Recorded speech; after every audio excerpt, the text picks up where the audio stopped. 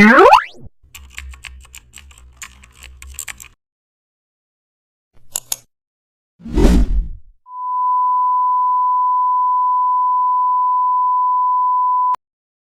back to the channel, and don't forget to like, share and subscribe for more updates.